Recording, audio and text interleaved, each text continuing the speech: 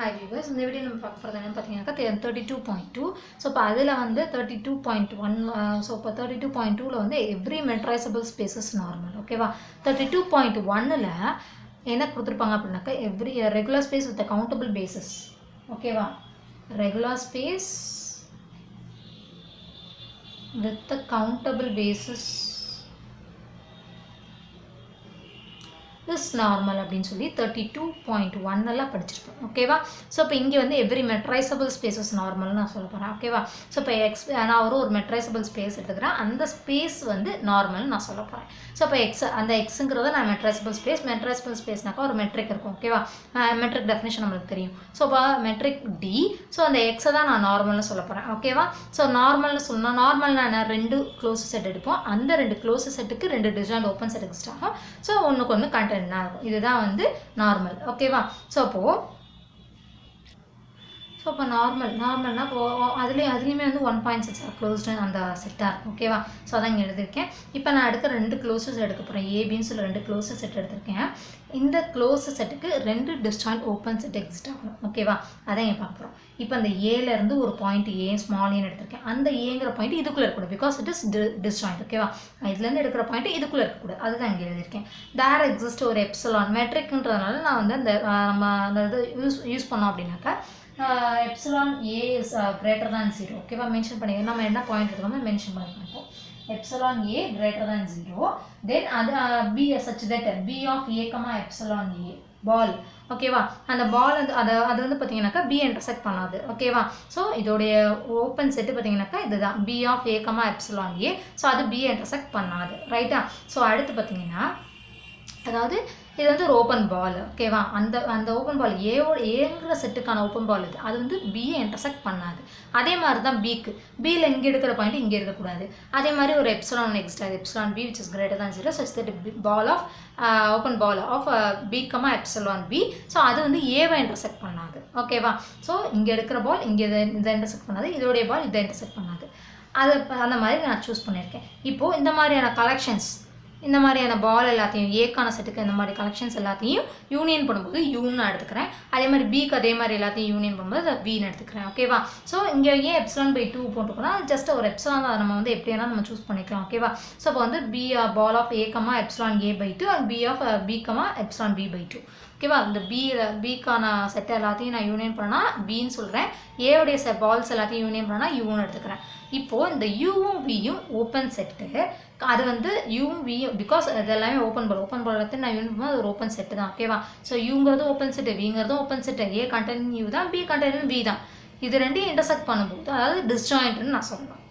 ஓகேவா? யூவும் வியும் open set, இது கண்டென்ட்னா இருக்குது, பட் அது டிஸ்ஜாயிண்ட்டு நான் சொல்லுவேன். டிஸ்ஜாயிண்ட்னா என்ன, ரெண்டுக்கும் இன்டர்செக்ட் பண்ணும்போது எம்டி வருதுன்னு நான் சொல்லணும். பட் நான் ஆப்போசிட்டாக நான் அசியூம் பண்ணிக்கிறேன் நான் எம்டி. அதில் ஒரு பாயிண்ட் இருக்குது. ஓகேவா? இன்டர்செக்ட் ஆகுதுன்னு நான் சொல்கிறேன். அப்போ அந்த பாயிண்ட்டை நான் இசட் நான் சூஸ் பண்ணிக்கிறேன். இசட் வந்து இதை இன்டர்செக்ட் பண்ணும்போது இசட்னு ஒரு பாயிண்ட் உள்ளே இருக்குது நான் சூஸ் பண்ணுறேன்.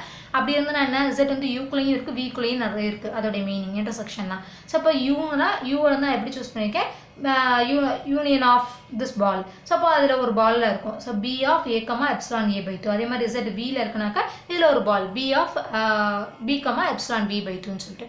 ஓகேவா? ஸோ இப்போ இந்த மாதிரி இருக்கிறத நம்ம டி மெட்ரிக் டி அதை யூஸ் பண்ணி எப்படி எழுதலாம், distance of z comma A. இந்த point which is less than அந்த எப்சிலானாக இருக்கும். ஓகேவா? அதுதான். அப்போ D of z comma A is less than epsilon A by 2. அதே மாதிரி இதை எப்படி எழுதலாம், D of z comma B it is less than epsilon B by 2. ஓகேவா? இப்போது இது வந்து ட்ரையாங்கிள் இன்இக்வாலிட்டியை நம்ம பிரிக்கலாம். எப்படி, D of A comma B is less than or equal to D of z comma A plus D of z comma பின்னு சொல்லி. So அப்படி தான் பிரிச்சுங்க எழுத போகிறோம். ஓகேவா? ஸோ அந்த நான் சொன்ன மாதிரி A comma B is less than equal to A comma z plus z comma B.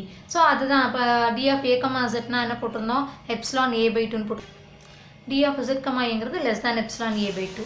So அங்கே எப்சிலான் ஏ பை 2. அதே மாதிரி டி ஆஃப் z கமா பிங்கிறது எப்சிலான் பி பை 2. ஸோ அதே மாதிரி டி ஆஃப் z கமா பிக்கு பதிலாக epsilon B by 2 போட்டிருக்கேன். இப்போ இதை நம்ம எல்சிஎம் எடுத்தோன்னா epsilon A plus epsilon B by 2ன்னு சொல்லி வரும். ஓகேவா? இது ஈக்குவேஷன் 1ன்னு வச்சுக்கலாம். இஃப் சப்போஸ் எப்சிலான் ஏ வந்து less than or equal to epsilon பியா இருந்ததுன்னா எப்சிலான் ஏ வந்து less than or equal to அப்போ எப்சிலான் ஏக்கு பதிலாக நான் எப்சிலான் பின்னு சப்ஸ்டியூட் பண்ணுறேன். ஓகேவா? ஆல்ரெடி இங்கே less than or equal to இருக்குது. ஸோ அதனால் ஒன்றும் ப்ராப்ளம் கிடையாது.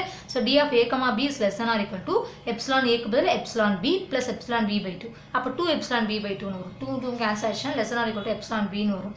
ஓகேவா? ஸோ இப்படி இருந்ததுன்னா இது எப்படி பாலுக்கு சூஸ் பண்ணலாம்? இந்த பாயிண்ட் வெளியில் இருக்கும். ஏ belongs to B ball of இந்த B, இந்த எப்சிலான் B. இப்படி தான் நம்ம எழுதுவோம். ஸோ அதான் இங்கே எழுதியிருக்கு. ஓகேவா? அப்போ ஏங்கிற பாயிண்ட் இந்த பிங்கிற பாலுக்குள்ளே இருக்குது. ஓகேவா? பிங்கிற பாலுக்குள்ளே இருக்குது.